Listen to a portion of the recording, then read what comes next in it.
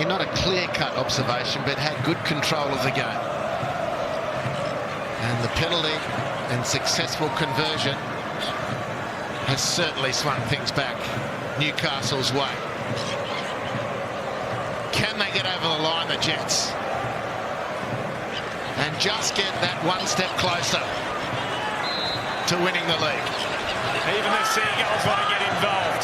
Bayless, Nunes, and victory do just enough. This is crazy stuff. Look at the Seagulls. Wilbury, it's like a day out on Newcastle Harbour.